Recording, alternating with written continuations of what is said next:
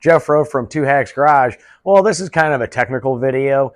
Has to do with Holley carburetors. Not all Holley carburetors, just two Holley carburetors. A lot of us, we build engines for the street, sometimes strip, but there's two iconic carburetors that, you know what, are pretty much almost identical, but also share their differences. This video, what we're going to do is we're going to talk about the Holley 4150 and the Holley 4160. What do they share in common? What are their differences? And you know what? Which one kind of best suits your needs? This is an iconic carburetor, like I said.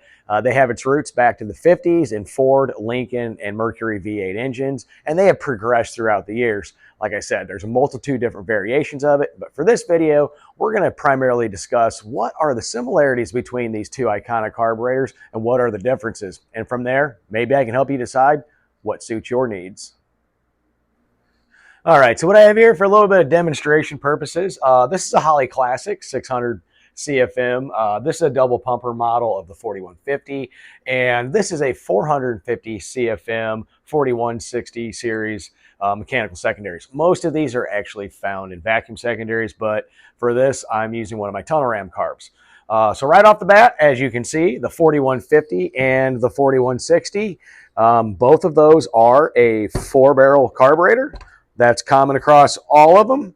And if you look here, they all share the same square bore flange. And where the square bore flange comes in, it's the standard configuration for most intake manifolds. As you can see, it's square bore. And both of these, like I said, are the same. You can see here, that matches right up on that.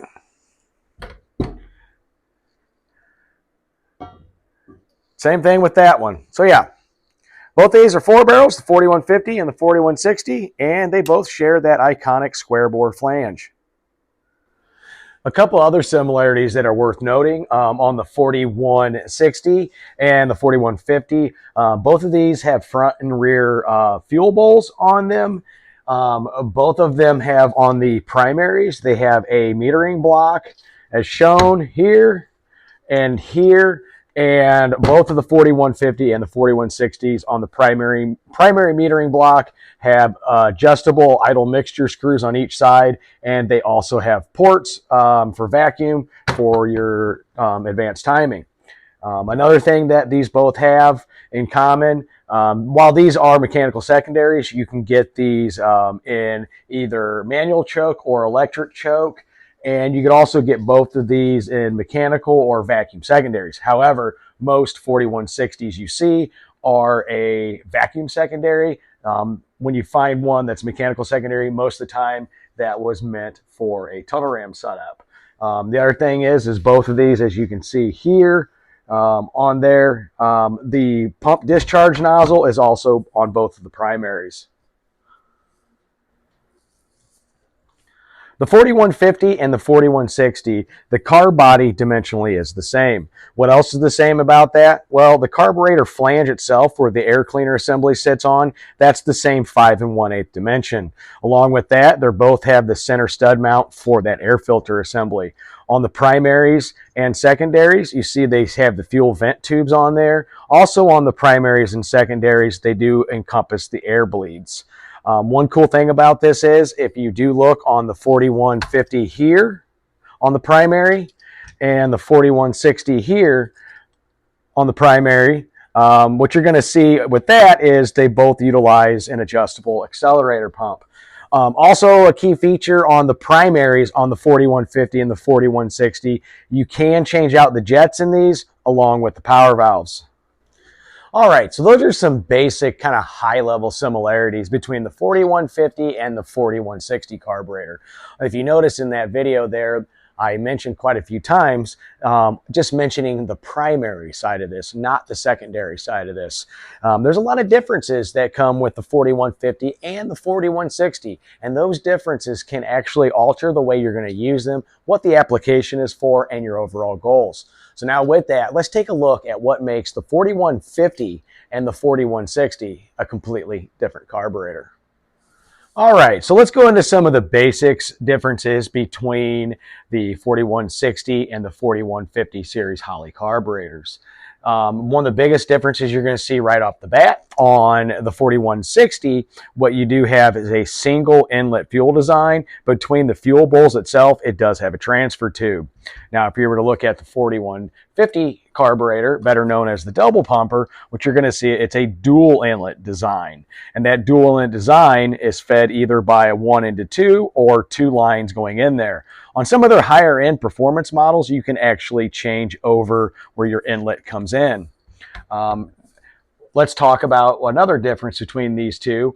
On the 4160, if you were to look at the throttle bores itself, there's the top and here's the bottom.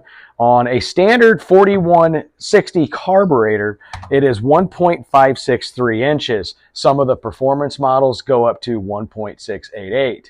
Now, on the 4150, when you take a look at that, you can see the throttle bore sizes. Well, those are actually bigger.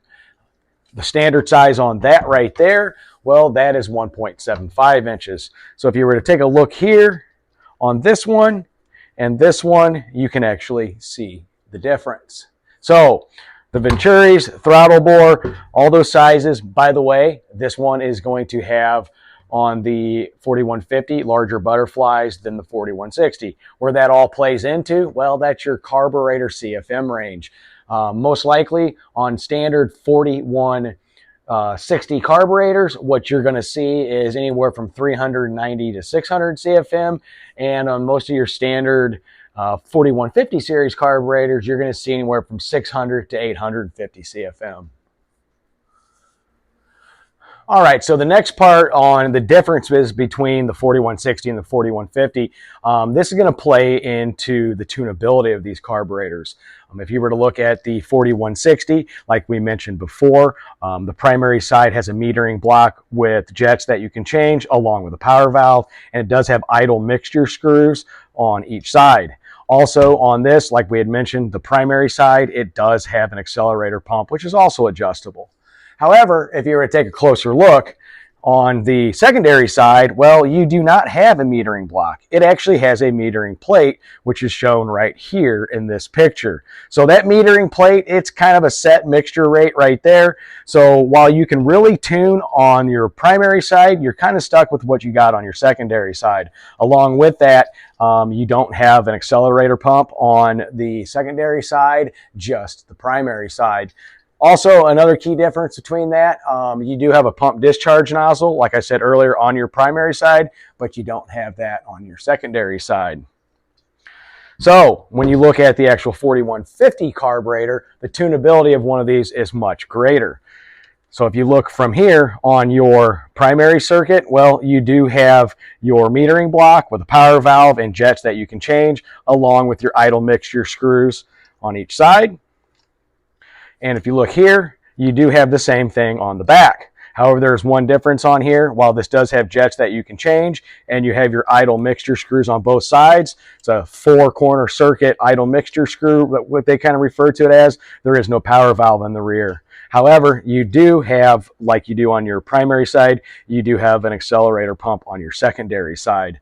And if you're to look into here, unlike the 4160, the 4150s do have a pump discharge nozzle on the primary and secondary.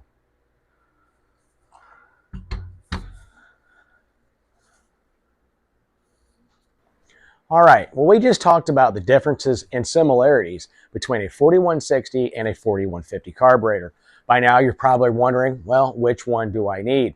Well, I tell you what, guys, the 4160 carburetor is a great carburetor for 2 reasons. It's extremely simple to tune because you're only working primarily on that primary circuit. Once you get that set, ease of maintenance. You can put it in your hot rod, your muscle car, and go. That carburetor is excellent choice for a bone stock V8 to a mild performance street engine. Like we said earlier, most of them are rated between 390 and 600 CFM. So that falls in between, that stock to mild V8. That being said, if you want to go performance, not only for street, but also strip, the 4150 has the 4160 beat on that.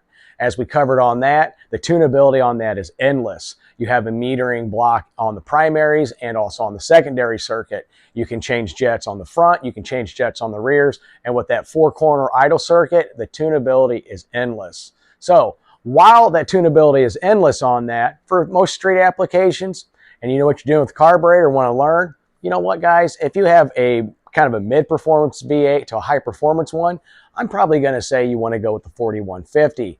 Both carburetors I mentioned, the 4150 and the 4160, in my opinion, are excellent carburetors. You're probably wondering why I have both. Well, the 600 CFM double pumper, that's actually going on a pretty nasty little street engine that's only going to be 292 cubic inches. It's kind of mimicking the DZ302. You're probably wondering why I had the 4160, the 450 CFM one. Tell you what, guys, that's part of a match set for tunnel ram carburetors. See, the neat part about that 450 CFM 4160 carburetor, they did make that in a mechanical secondary style for a street-driven tunnel ram setup. If you look at it, 450, that's 900 CFM. I know it always doesn't flow like that, but on a tunnel ram setup on the street, in my opinion, those two carburetors on there is a perfect combination, not only for a small block to a mid-performance big block. Tell you what, guys, I hope you learned some very high-level differences between the 4150 and the 4160, what kind of makes them the same, but really what makes them different, and how that's going to play into your engine, your needs, and overall, guys, your satisfaction, not only on the street, but on the strip. 2X Garage, we'll see you in the next one.